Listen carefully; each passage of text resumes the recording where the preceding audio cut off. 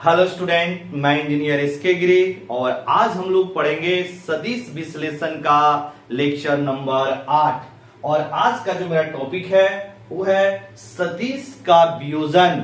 इसको इंग्लिश में हम लोग बोलते हैं रिजोल्यूशन ऑफ वेक्टर।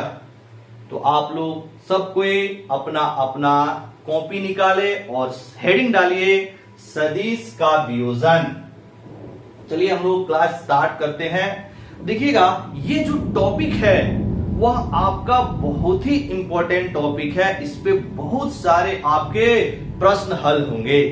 ठीक है, आइए समझते हैं हम लोग वियोजन का मतलब क्या होता है, यानी रिजोल्यूशन का मीनिंग क्या है, इसे हम लोग समझते हैं।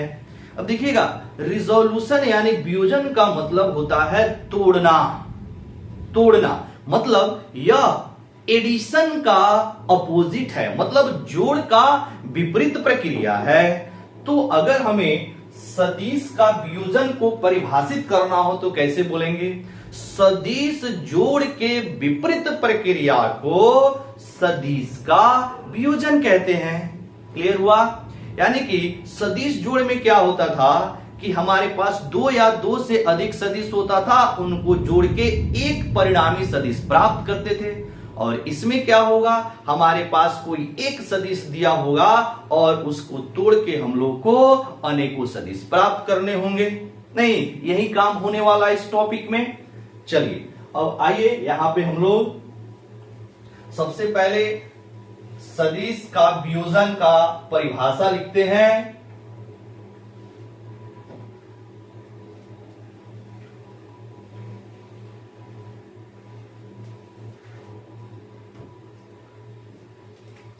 यहां पर हेडिंग डालिए सदिश का वियोजन, और लिखेंगे इसके नीचे सदिश जोड़ के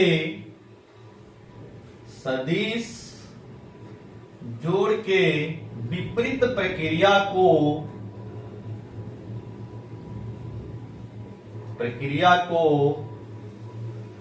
सदिश का वियोजन कहा जाता है।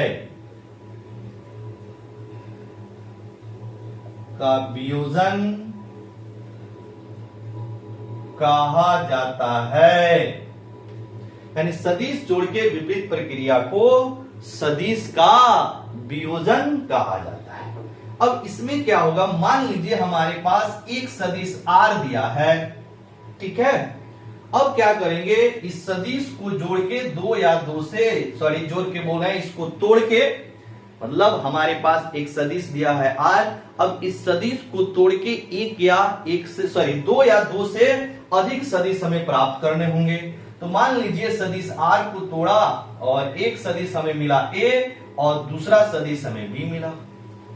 ठीक है, तो ये जो आपका प्रक्रिया हुआ, सदिश को तोड़ने का ये जो प्रक्रिया हुआ, इसी को हम लोग बोलेंगे वियोजन।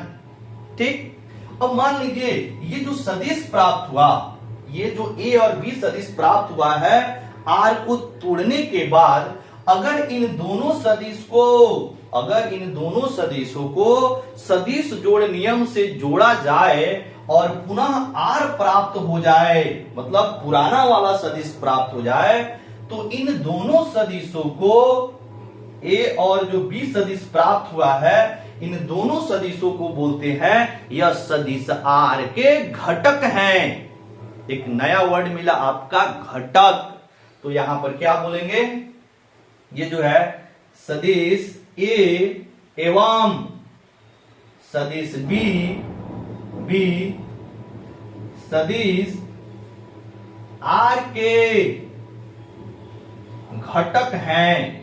ये घटक का इंग्लिश होता है बाबू कंपोनेंट। ये घटक का क्या होता है इंग्लिश? कंपोनेंट। मतलब आर को तोड़ने के बाद हमें सदिश ए और बी प्राप्त हुआ। अगर इन दोनों सदिशों को सदिश जोड़ नियम से जोड़ा जाए और पुनः आर प्राप्त हो जाए, तो इन दोनों सदिशों को बोलते हैं ये सदिश आर के घटक हैं। मतलब अगर किसी सदिश को हम लोग तोड़ते हैं, बहुत सारा सदिश मिला और उन सभी सदिशों को जोड़ेंगे तो टूटने के बाद जो हमें मिला है सदिश, वो क्या कहलाएगा? घटक कहलाएगा। ठीक है, अब इसमें हम लोग को पढ़ना है रेक्टेंगुलर कंपोनेंट यानी आयताकार घटक। अब ये आयताकार घटक क्या होता है, इसके बारे में चलिए हम लोग समझते हैं। तो यहां तक आप पहले नोट कीजिएगा बाबू, हो गया।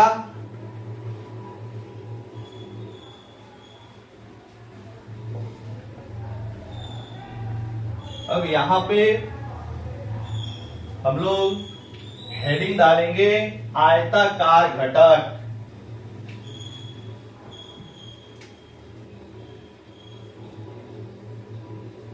आयताकार घटक इंग्लिश में बोलते हैं रेक्टेंगुलर कंपोनेंट। रेक्टेंगुलर कंपोनेंट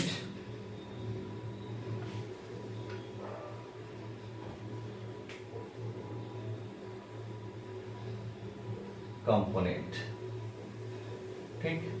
अब रेक्टेंगुलर कंपोनेंट का मतलब क्या होता है कि वैसा दो या दो से अधिक घटक जो एक दूसरे पर लंबवत हो, उन घटकों को आयताकार घटक कहा जाता है। तो इसको लिख दीजिएगा यहां पर, वैसा दो या दो से अधिक, वैसा दो या दो से अधिक घटक जो एक दूसरे पर लंबवत हों, उन्हें आयताकार घटक कहा जाता है। ठीक, अब देखिएगा आयताकार घटक ज्यादा से ज्यादा कितना हो सकता है, तो 3, और कम से कम कितना होगा, तो 2। नहीं तोड़ेंगे, मान लो कोई सदिश है तो तोड़ेंगे तो क्या होगा, 2 भाग में टूटेगा, और दोनों को क्या करे, अगर परपेंडिकुलर रख दे तो वह आयताकार घटक हो जाएगा, तो 2 हो गया। और ज्यादा से ज्यादा क्या होगा, तो 3 ही होगा, क्योंकि हमारे पास 3 ही आपके परपेंडिकुलर डायरेक्शन में हम लोग रखेंगे, तो 3 ही ज्यादा से ज्यादा आपका आयताकार घटक हो सकता है, जो एक एक्स एक्सिस में होगा, वाई एक्सिस में होगा और जेड एक्सिस में होगा। ठीक है, तो पहले हम लोग 2 आयताकार घटक की बात करेंगे, फिर इसी तरह हम लोग जनरलाइज कर देंगे कि अगर आयताकार घटक 3 है तो उसके लिए कौन कौन से प्रक्रिया लागू होगा। ठीक है, तो पहले 2 के लिए हम लोग देखते हैं। मान लीजिए हमारे पास एक सदिश ए है, ध्यान समझिएगा बाबू, एक सदिश ए है और इसके 2 आयताकार घटक हैं। एक हो गया एक्स एक्सिस की ओर और दूसरा वाई एक्सिस की ओर। तो यहां पे हमने क्या किया, एक एक्स एक्सिस बना लिया और एक वाई एक्सिस बना लिया। ये हो गया आपका वाई एक्सिस और ये हो गया आपका एक्स एक्सिस, ये हो गया इनका ओरिजिन। हमने इस सदिश ए को 2 घटक में ब्रेक किया और दोनों के दोनों आयताकार घटक हैं। अब आयताकार घटक होते हैं जो एक दूसरे पर लंबवत होते हैं। नहीं, अब चलिएगा इसका दोनों घटक कैसे निकालेंगे, मतलब सदिश ए को तोड़ के जो 2 आयताकार घटक मिला है वो एक एक्स एक्सिस की ओर और दूसरा वाई एक्सिस की ओर, तो कैसे इसको हम लोग निकालेंगे। तो यहां से मान लीजिए कि ये जो ए है, सदिश ए है, वह एक्स एक्सिस के साथ थीटा कोण बनाती है। तो इसका अगर एक्स घटक निकालना है, एक्स कंपोनेंट निकालना है, तो क्या कीजिएगा, इसके शीर्ष से एक्स एक्सिस पर एक लंब डाल दीजिएगा। जहां पे ये कटेगा वहां से ओरिजिन से लेकर वहां तक एक ऐसे सदिश बनाइएगा। ये जो होगा वो आपका कहलाएगा सदिश ए का एक्स घटक। मतलब आप यहां पे चाहे तो लिख सकते हैं, ये ए एक्स वेक्टर जो होगा वो क्या कहलाएगा, सदिश ए का एक्स घटक।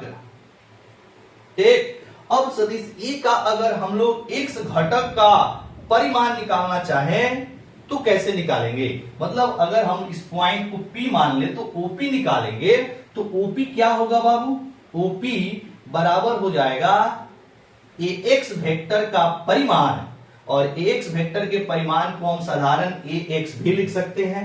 अब AX निकालना है तो कैसे निकालेंगे, अब क्या कीजिएगा, यहां पर यह एक समकोण त्रिभुज बन रहा है, यहां पर ये P हो गया, ये O हो गया, इसको मान लिया हमने Q, तो OP और Q एक आपका समकोण त्रिभुज है। इसमें अगर आप cos थीटा लेंगे, देखिएगा यहां से अगर आप cos थीटा लेंगे तो आधार अब बटा कितना हो जाएगा, कर्ण, तो आधार हो गया आपका OP और कर्ण हो गया आपका OQ, और OQ क्या है, वह सदिश A का परिमाण होगा कि नहीं होगा, OQ जो होगा सदिश A का परिमाण होगा, क्योंकि OQ सदिश A की लंबाई को दर्शा रहा है।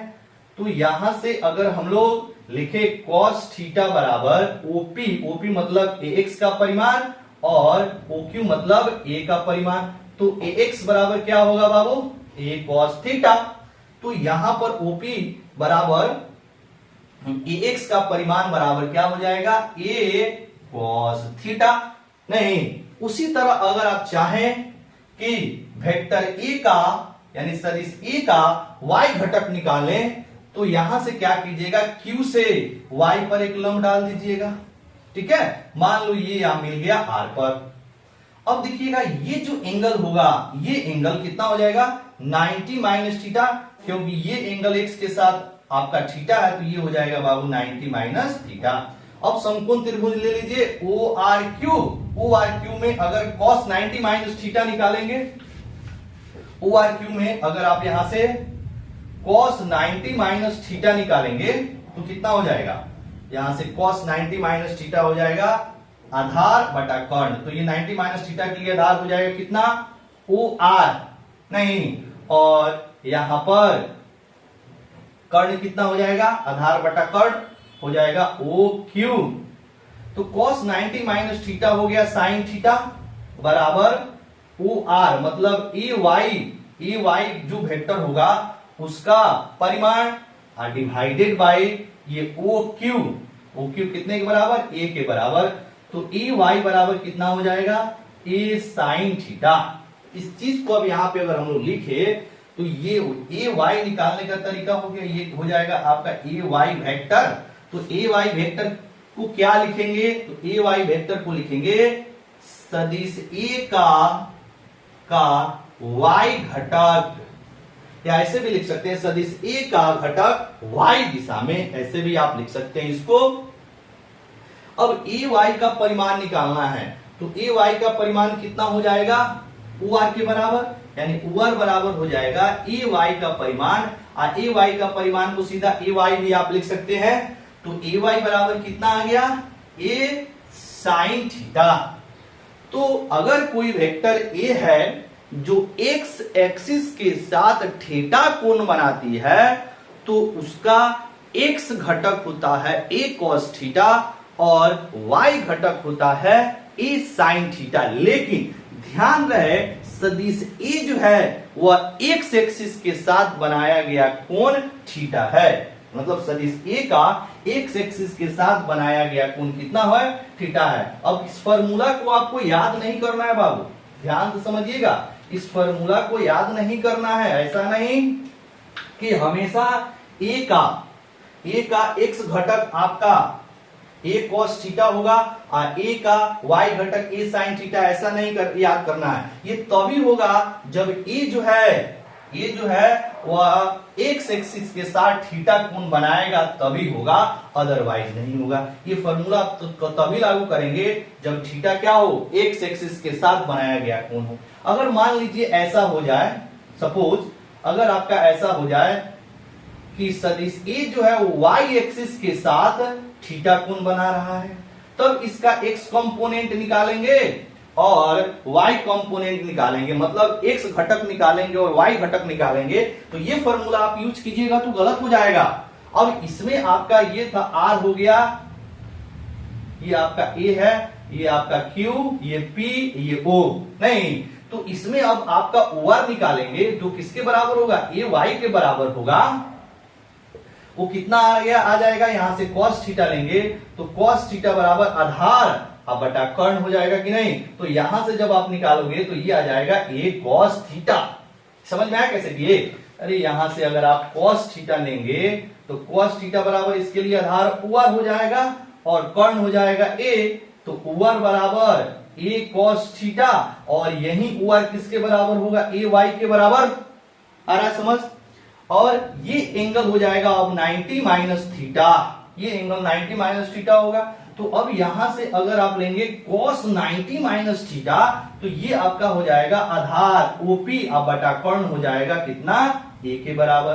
अब यहां पर ये साइन हो जाएगा साइन थीटा के बराबर, cos 90 minus theta sine theta बराबर OP बटा a हो गया। अब यहां से आप क्रॉस मल्टीप्लाई करेंगे तो OP बराबर हो जाएगा a साइन थीटा जो कि ax के बराबर होगा। तो ध्यान रहे इस फॉर्मूला को याद नहीं करना है, कैसे निकालते हैं वो समझिएगा। अगर आप ये फॉर्मूला याद कर रहे हैं तो आपको ये समझना होगा कि सदिश a जो है वह x एक्सिस के साथ थीटा कोण बना रही है, तभी ये फॉर्मूला लागू होगा। अदरवाइज ये आपका इस तरह से आप निकाल सकते हैं नहीं। तो हम यहां लिख भी दे रहे हैं इस चीज को नोट करके, इस चीज को हम यहां लिख भी दे रहे हैं ताकि आप इसको अच्छे से समझ लें। यहां पर लिख रहे हैं नोट करके, नोट यदि सदिश A x अक्ष के साथ थीटा कोण बनाती है तो सदिश A का x घटक a cos थीटा एवं सदिश A का y घटक का परिमाण लिख देंगे, परिमाण e sin थीटा होता है। मतलब इसको भी यहां सुधार लीजिए, सदिश A का x घटक का परिमाण यहां लिखना जरूरी है, ये आ जाएगा। ये परिमाण हम लोग निकाल रहे हैं, तो ये बात आपको एकदम से याद रखना है, तभी आपका ये फॉर्मूला चलेगा, अदरवाइज नहीं। अगर y एक्सिस के साथ दिया हुआ है तो फॉर्मूला बदल जाएगा। y एक्सिस के साथ अगर ये थीटा कोण बना रही है तो ये बदल जाएगा, x कंपोनेंट हो जाएगा a sin थीटा और y कंपोनेंट हो जाएगा आपका a cos थीटा, जो अभी हमने आपको बताया नहीं।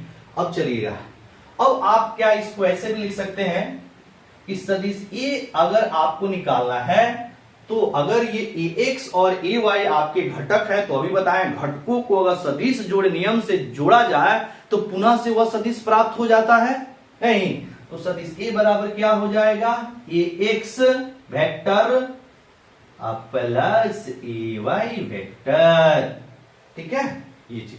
अब देखिएगा, अगर हम लोग सदिश A को ऐसे लिखें तो अगर किसी सदिश को लिखना है तो हम लोग ऐसा करते हैं, उस सदिश का परिमाण लिखते हैं और उस सदिश की दिशा में एक एकांक सदिश को लिखते हैं नहीं।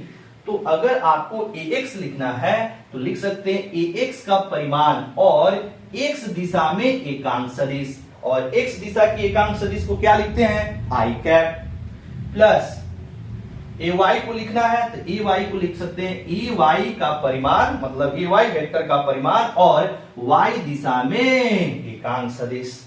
मतलब सदिश A को अगर तोड़ के हम लोग को इसको घटक के रूप में लिखना है तो सदिश A बराबर क्या हो जाएगा, axi प्लस ay, ठीक है। और यहां पर ax और ay दोनों के दोनों रेक्टेंगुलर कंपोनेंट है, आयताकार घटक है। चाहे तो अब यहां पर ऐसे इसको घेर लेंगे, या एक फॉर्मूला बन गया। अगर इसको a के टर्म में लिखना है, a के परिमाण के टर्म में, तो a बराबर क्या हो जाएगा, a cos theta into i cap plus a sin theta into j cap. ठीक, यहां तक। अब क्या करेंगे बाबू, पहले आप इसको नोट कीजिएगा। अब हम लोग ए का परिमाण अगर मान लो हमें निकालना है कंपोनेंट के टर्म में, घटक के टर्म में, तो कैसे निकालेंगे, पहले इसको आप नोट कीजिएगा। नोट कीजिएगा, हो गया। चलिए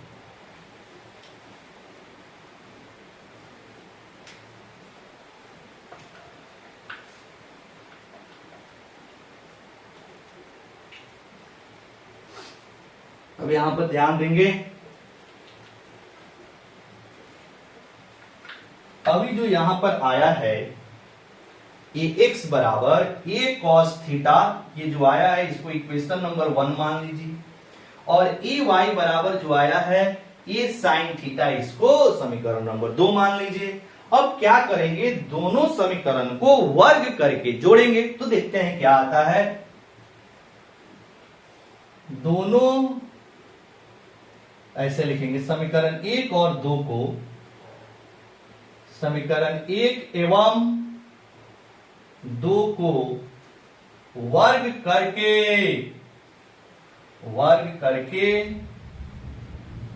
जोड़ने पर, समीकरण 1 एवं 2 को वर्ग करके जोड़ने पर, तो इसका वर्ग करेंगे दोनों पक्षों में, तो इधर आ जाएगा आपका एक्स स्क्वायर बराबर a square cos square theta, और ये हो जाएगा आपका ए वाई स्क्वायर बराबर a square sine square theta.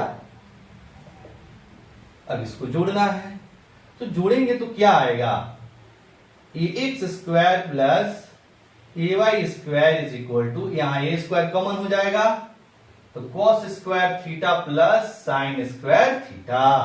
अब आप जानते हैं cos square theta plus sine square theta बराबर 1 होता है, तो a x square plus a y square is equal to a square गुना 1, यानी कि ए स्क्वायर बराबर ये आ गया a x square plus a y square. अब यहां से चाहें तो ए निकालें, तो ए बराबर कितना हो जाएगा, root under A x square plus a y square. अब रुक जाइएगा और समझना, उसके बाद आपको नोट करना है। अब यहां पे क्या कीजिए, समीकरण 2 में समीकरण 1 से भाग कर दीजिए, तो यहां से आप थीटा निकाल सकते हैं। समीकरण 2 को समीकरण 1 से भाग करेंगे तो यहां से थीटा निकलेगा। अभी रुकिएगा, आपको समझाना है, पहले आप रुकेंगे, उसके बाद सारे चीज बोर्ड पे ध्यान दीजिएगा। यहां पे समीकरण 2 डिवाइडेड बाय समीकरण 1, समीकरण 2 में समीकरण 1 से भाग करिए, तो ये आ जाएगा ए वाई बटा a x is equal to a sine theta बटा ए कॉस थीटा होगा कि नहीं। समीकरण 2 में समीकरण 1 से भाग कर 2 वाला ऊपर रहेगा, 1 वाला नीचा रहेगा।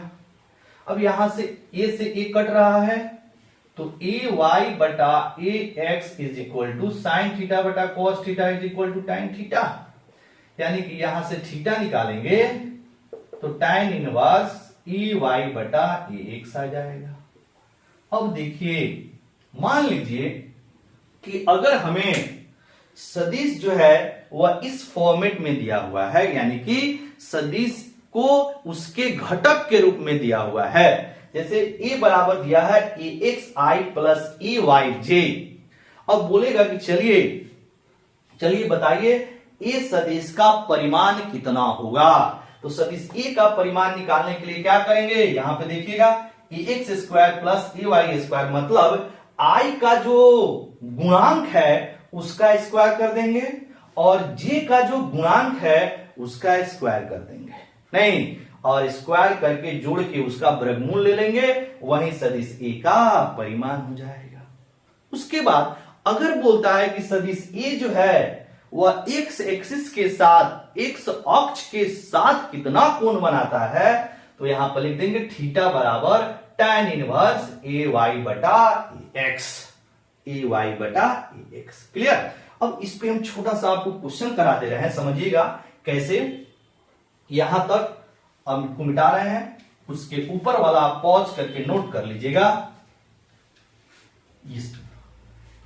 ये पहले का था, इसको आप नोट और इसको नोट कर लेंगे। अब देखिएगा इस पे क्वेश्चन, एक छोटा सा क्वेश्चन करा रहे हैं।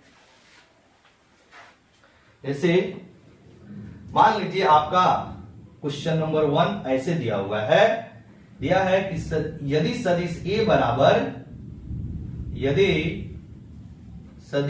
बराबर यहां पर दिया हुआ है 3i cap plus 4j cap हो तो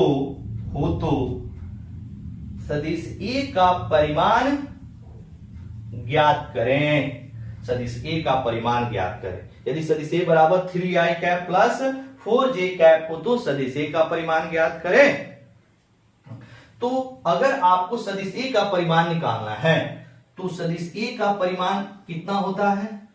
अभी हमने बताया है कि i का जो गुणांक रहेगा, i के गुणांक को हम लोग ax बोलते हैं और j के गुणांक को क्या बोलते हैं? आपका ay।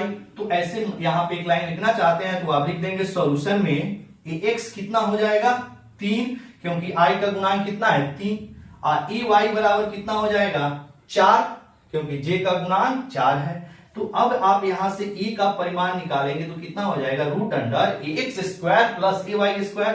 दैट मीन्स आपको इसका मतलब है कि 3 का स्क्वायर यहां पे हो जाएगा प्लस 4 का स्क्वायर, तो ये 9 प्लस 16 का हो जाएगा, 9 प्लस 16 का वर्गमूल आपको ये 25, अब 25 का वर्गमूल कितना होगा 5, यानी कि a का परिमाण कितना हो गया 5। अगर मान लीजिए कि सदिश a x के साथ कितना कोण बनाता है, अगर इसकी दिशा की बात की जाए तो यहां पे अगर हम लोग थीटा लें तो थीटा बराबर कितना हो जाएगा tan इनवर्स ay बटा ax। तो थीटा बराबर tan इनवर्स ay का मान हो गया 4 और ax का मान हो गया 3।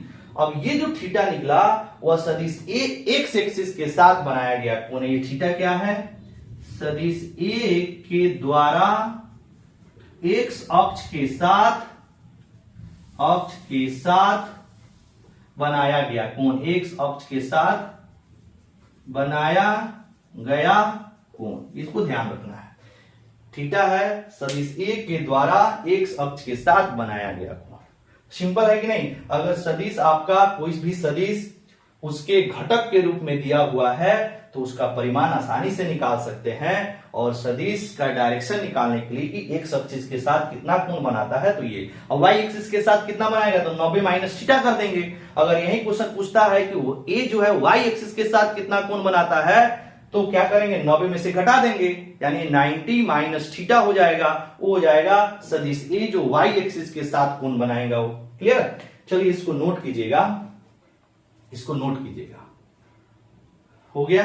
आइए अब मान लीजिए कुछ सदिश ऐसे दिए गए हैं, दो सदिश दिया हुआ है, एक सदिश a है और दूसरा सदिश b है, और उन दोनों सदिशों को जोड़कर उसका परिमाण निकालना है और दोनों के दोनों सदिश घटक के रूप में दिए हैं। अब देखिए हमने क्या बोला, पहले उसको समझ लेते हैं। जैसे आपका दिया हुआ है क्वेश्चन में कि सदिश a बराबर, यदि सदिश a बराबर 2i cap plus 3j cap तथा सदिश b बराबर 4i cap plus 2j cap हो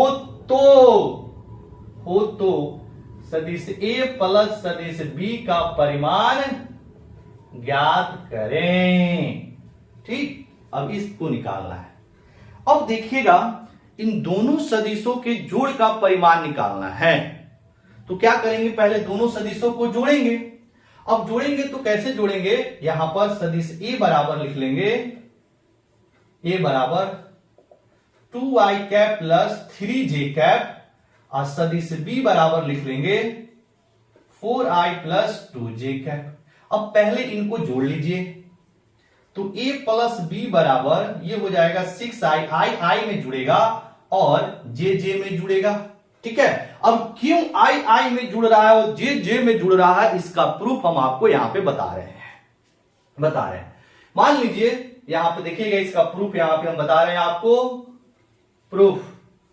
मान लीजिए आपका यहां पर ऐसे एक सदिश ए दिया हुआ है, दूसरा सदिश ऐसे बी दिया हुआ है, ऐसे दूसरा सदिश आपका बी दिया है, ये आपका ए दिया है, ये ए सदिश है और ये जो है, एक सेकेंड, ये आपका सदिश ए है, दिख रहा है बाबू, और ये सदिश आपका बी है, ठीक, ये सदिश बी है।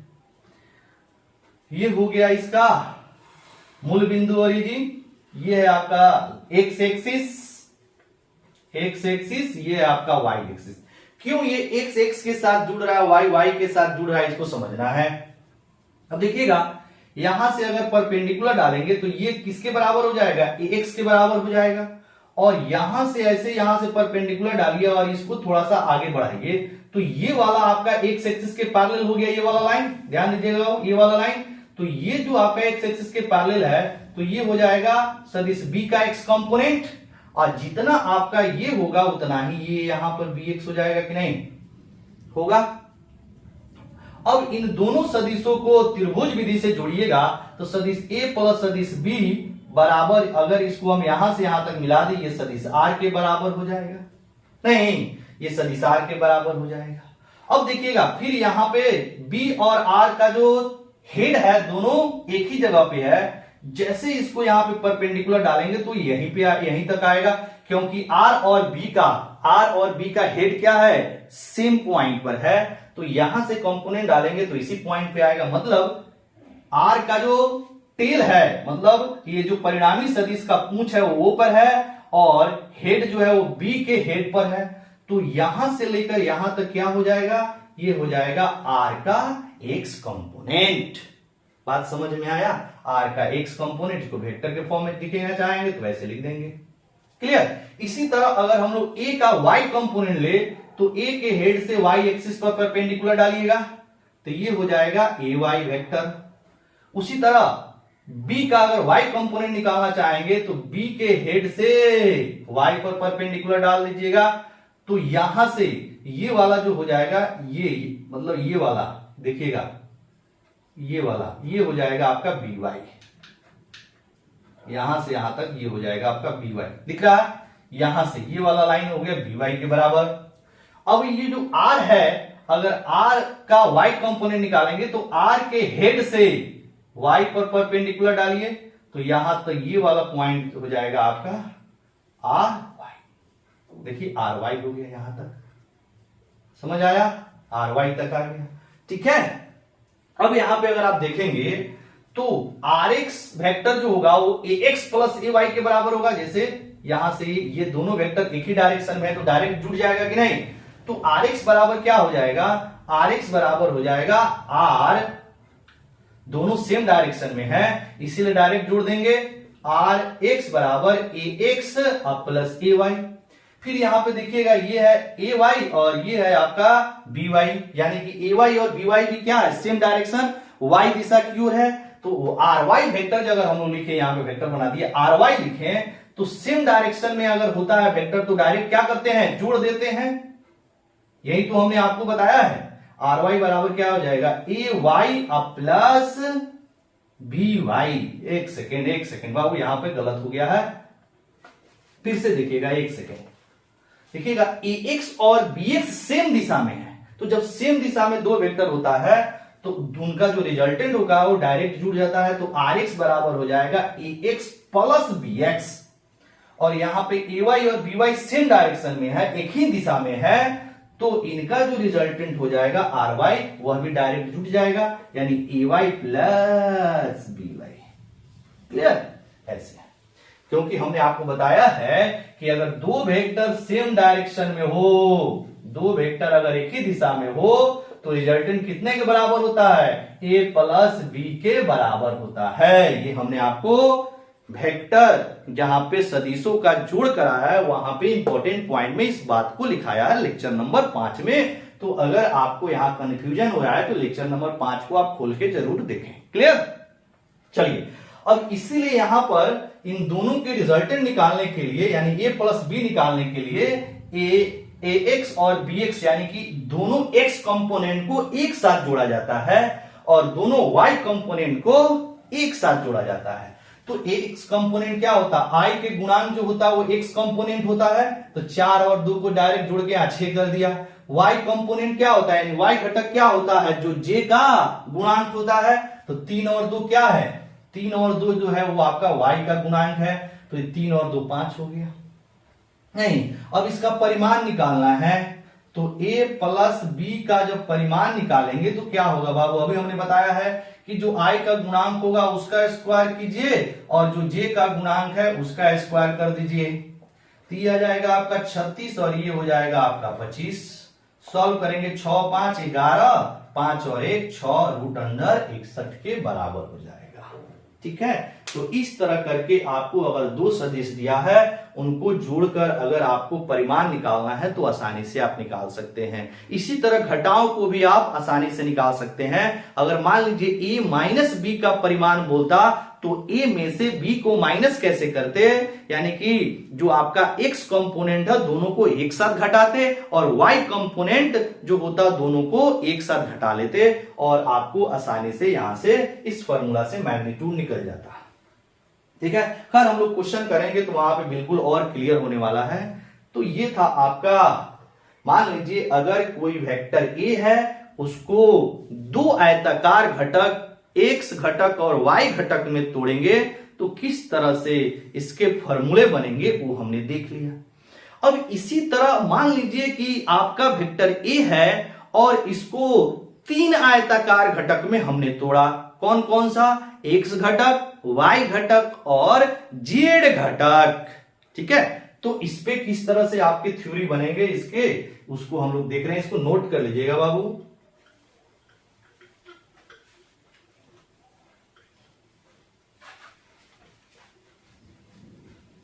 चलिए अब हम लोग यहां पे लिखेंगे त्रिविमीय स्थिति में, इन 3 डायमेंशन, त्रिविमीय स्थिति में एकदम इसी तरह सारे काम को हम लोग सिमिलरली कर लेंगे।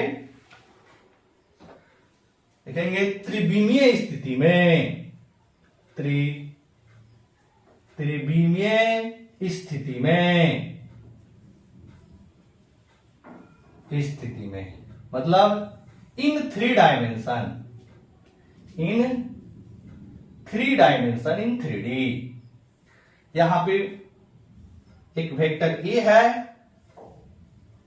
देखिएगा वेक्टर ए है, वेक्टर ए जो कि एक्स एक्सिस के साथ अल्फा कोण बनाती है, वाई एक्सिस के साथ बीटा कोण बनाती है और जेड एक्सिस के साथ गामा कोण बनाती है। ठीक है, ऐसे। तो अगर हमें वेक्टर ए को कंपोनेंट के फॉर्म में लिखना है तो कैसे लिखेंगे, सिमिलर करके अगर लिखना है तो देखिएगा वेक्टर ए बराबर आप आसानी से लिख सकते हैं ए एक्स इंटू आई कैप, या पहले इसको ऐसे लिख लीजिए ए x vector plus a Y vector plus a Z vector. और ए x a y a Z क्या है बाबू, तो ए एक्स है आपका वेक्टर ए का एक्स घटक या एक्स दिशा में घटक, ऐसे भी बोल सकते हैं। ए वाई क्या है, वेक्टर ए का लिख देते हैं वाई दिशा में घटक, और ए जेड क्या है, तो ये है वेक्टर ए का जेड दिशा में घटक। ठीक, तो अगर वेक्टर ए को लिखना है तो a x plus a y plus a Z लिखेंगे। अब ए एक्स कितना होगा, तो ए एक्स कितना होगा, ए एक्स यहां पे पहले लिख रहे हैं, देखिएगा ए एक्स निकालते हैं। तो ए एक्स निकालने का तरीका क्या है, सदिश ए एक्स के साथ कितना कोण बना रही है उसका कॉस ले लेंगे और यहां पर एक कॉस हो जाएगा अल्फा और यहां से परपेंडिकुलर ड्रॉ करेंगे तो ये हो जाएगा आपका ए एक्स वेक्टर। उसी तरह अगर आपको ए वाई निकालना है तो सदिश ए जो है वह वाई एक्सिस के साथ कितना कोण बना रही है उसका कॉस ले लीजिएगा, ए कॉस हो जाएगा बीटा और यहां से परपेंडिकुलर ड्रॉ करेंगे तो ये हो जाएगा आपका ए वाई वेक्टर। एजेड निकालना है तो एजेड क्या करेंगे, ए से जेड पर। देखिए एक्चुअल में जेड एक्सिस ऐसे है बाबू, ऐसे है, एक्स एक्सिस, वाई एक्सिस और जेड एक्सिस ये मार्कर के डायरेक्शन में है, ये जेड एक्सिस ऐसे है।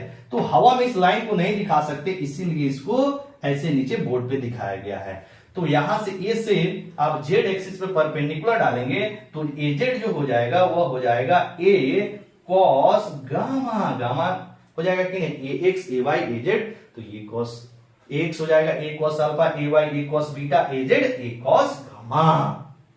ठीक है, अब देखिएगा अगर वेक्टर ए को लिखना है तो आप ऐसे भी लिख सकते हैं, ए एक्स इंटू आई कैप, मतलब ए एक्स का परिमाण और एक्स की डायरेक्शन में एकांक सदिश, और एक्स की डायरेक्शन के एकांक सदिश को आई कैप बोलते हैं, plus a Y into J cap, और ये हो जाएगा ए जेड इंटू के कैप। नहीं तो ये आ गया। अब मान लीजिए अगर आपको कोई बोले कि ए का परिमाण निकालिए, तो ए का परिमाण बराबर रूट अंडर आई के गुणांक का स्क्वायर प्लस जे के गुणांक का स्क्वायर प्लस के गुणांक का स्क्वायर, कुछ सबको स्क्वायर करके जोड़ के उसका अंडर रूट निकाल लेंगे, तो ये हो जाएगा आपका, ये हो जाएगा आपका ए का परिमाण है। ठीक है, ये चीज है। अब देखिएगा यहां पर अगर हम लोग cos square alpha, cos square beta और cos स्क्वायर गामा निकाले तो कितना आएगा, यहां पे क्या कीजिए, इसको स्क्वायर कीजिए, तो स्क्वायर करेंगे तो ए एक्स स्क्वायर बराबर, देखिए क्या आ रहा है, एक बहुत अच्छा सा फॉर्मूला हम लोग को मिलने वाला है। इसका स्क्वायर करेंगे तो ए एक्स स्क्वायर बराबर a square cos square alpha, इसका जब स्क्वायर करेंगे तो ए वाई स्क्वायर बराबर ये आ जाएगा आपका ए स्क्वायर कॉस स्क्वायर बीटा, इसका जब स्क्वायर करेंगे तो ए जेड स्क्वायर बराबर हो जाएगा ए स्क्वायर कॉस स्क्वायर गामा। ठीक नहीं, अब क्या कीजिए, इसको जोड़िए, जोड़िए, तो सबको अगर हम लोग यहां से जोड़ें तो कितना मिलेगा, ए x square plus a y square plus a z square बराबर, इसमें ए स्क्वायर कॉमन हो गया, इधर आ गया cos square alpha plus cos square beta plus cos square gamma, दिख रहा है बाबू। ठीक है, अब देखिएगा अगर हम लोग यहां से cos square alpha plus cos square beta plus cos square gamma निकाले तो ये आपकी इधर भाग हो जाएगा, नहीं, तो यहां से अगर हम लोग निकाले cos square alpha plus cos square beta plus cos square gamma बराबर, तो a x square plus a y square plus a z square divided by a square. अब देखिएगा a x square plus a y square plus a z square वह a square के बराबर है। यहां से आप देख लीजिएगा, अगर इसको दोनों तरफ वर्ग करेंगे, दोनों तरफ वर्ग करेंगे तो ए का परिमाण को हम ए भी लिख सकते हैं, तो ए स्क्वायर बराबर यहां क्या हो जाएगा, x square plus a y square plus a z square हुआ कि नहीं। यहां से आप ऐसे देख लीजिए, दोनों तरफ वर्ग करेंगे तो इतना ही तो आएगा, तो a x square plus a y square plus a z square कितने के बराबर होगा, ए स्क्वायर के बराबर, और ये कट जाएगा, मतलब यहां से cos square alpha plus cos square beta plus cos square gamma is equal to 1। ये आपको बहुत ही इंपॉर्टेंट आपका फॉर्मूला निकला, ठीक ना। तो पहले आप इसको नोट कीजिएगा, फिर चलिए अब इस पे हम लोग क्वेश्चन करते हैं, ठीक है। पहले आप इसको नोट कर लीजिए। अगर त्रिविमीय स्थिति रहेगा तो सिमिलर है, ए एक्स क्या होगा, ए कॉस अल्फा के बराबर, ए वाई क्या होगा, ए कॉस बीटा के बराबर, और ए जेड क्या होगा, ए कॉस गामा के बराबर। उसी तरह जिस तरह हम लोग दो आयताकार घटक में काम किया था, उसी तरह ये तीन आयताकार घटक हो गया। आयताकार घटक वही होता है जो क्या होता है, एक दूसरे पर लंबवत होते हैं। हो गया, चलिए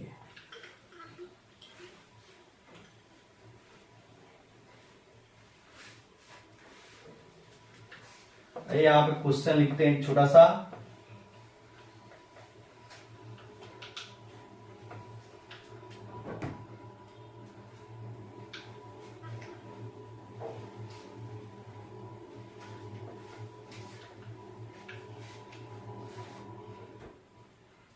देखिएगा क्वेश्चन क्या है।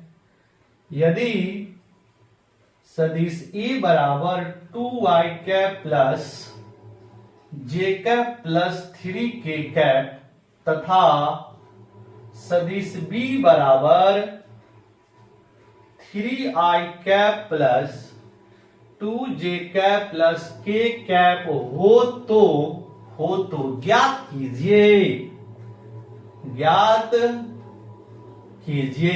एक नंबर में सदिश ए का परिमाण, 2 में सदिश बी का परिमाण, 3 में सदिश ए अब प्लस बी का परिमाण और 4 में सदिश ए माइनस सदिश बी का परिमाण। ये निकालना है।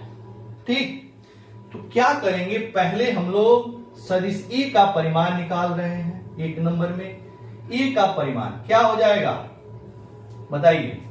जो x का मतलब फॉर्मूला क्या होता है कि ए x square plus a y square plus a z square का अंडर रूट, और x होता है i कंपोनेंट का घटक, सॉरी i का घटक, 1 सेकेंड, i का गुणांक, क्या बोल रहा हूं, i का गुणांक, x क्या होता है, i का गुणांक होता है।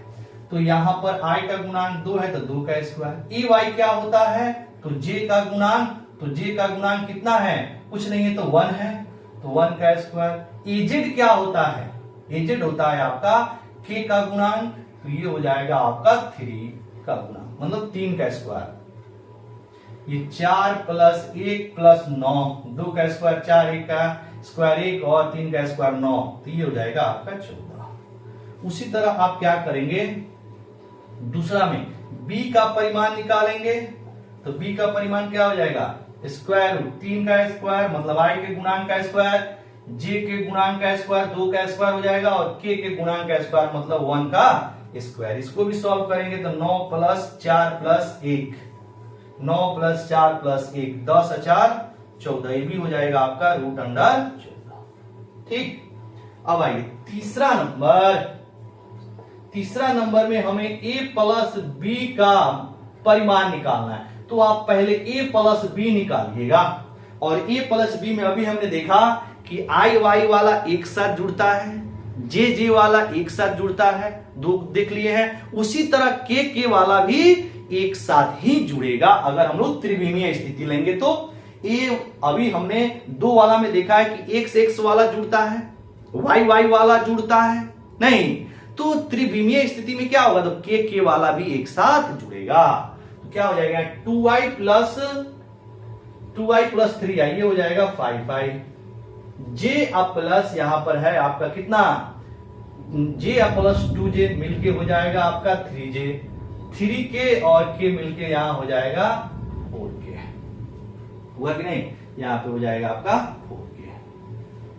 ठीक, यहां पे 5 3 4। अब यहां से अगर हम लोग a अब प्लस b का परिमाण निकालेंगे तो फिर से i के गुणांक का स्क्वायर मतलब 5 का स्क्वायर, j के गुणांक का स्क्वायर मतलब 3 का स्क्वायर, और k के गुणांक का स्क्वायर का मतलब 4 का स्क्वायर। ये हो जाएगा 25 प्लस 9 प्लस 16, नहीं तो 16 9 25 और 25 50, यानी कि इसको 5 रूट 2 भी लिख सकते हैं इसे।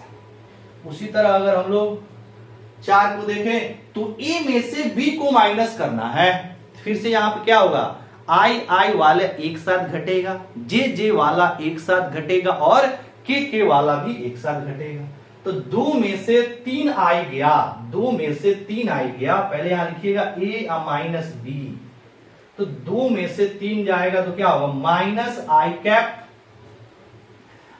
j में से माइनस 2j जाएगा तो माइनस k कैप, ठीक है। और 3k में से आपका k जाएगा तो प्लस, सॉरी ये आपका j कैप है, ये हो जाएगा प्लस 2k कैप। देख लीजिएगा बाबू, यहां से 2 में से 3 गया माइनस, 1 में से 2 गया माइनस j, 3 में से 1 गया 2। अब इसका परिमाण निकाल लीजिए, यानी कि a माइनस बी का परिमाण निकाल लीजिए। रूट अंडर i के कोएफिशिएंट का गुणांक, तो यहाँ पे i के कोएफिशिएंट कितना है बाबू, कुछ नहीं है तो 1 है, तो -1 है तो -1 का स्क्वायर। यहाँ पे क्या है 1 है तो माइनस या फिर 1 हो जाएगा जे का गुणांक, तो प्लस -1 का स्क्वायर, और के का गुणांक कितना है 2 है तो 2 का स्क्वायर। यहां समझिएगा यहाँ पे i का गुणांक कितना है तो -1 है तो -1 का स्क्वायर, j का गुणांक कितना है -1 है तो -1 का स्क्वायर, k का गुणांक कितना है 2 है तो 2 का स्क्वायर। मतलब अगर यहाँ ax निकाले तो -1 है, यहाँ ay कितने के बराबर है तो भी -1 के बराबर, और यहाँ az कितने के बराबर है तो 2 के बराबर, तो 2 का स्क्वायर कितना हो जाएगा यहाँ से 1 + 1 + 4, 2 का स्क्वायर 4 होता है तो ये हो जाएगा 6√6, ठीक ना। ये है आपका इसका सॉल्यूशन, तो इसको नोट कर लीजिएगा बाबू, नोट कर लीजिएगा। हो गया, तो चलिए आज का क्लास हम लोग अभी यहीं खत्म करते हैं, फिर मिलेंगे हम लोग अगले क्लास में, तब तक आप लोग पढ़ाई करते रहें। Very very thank you.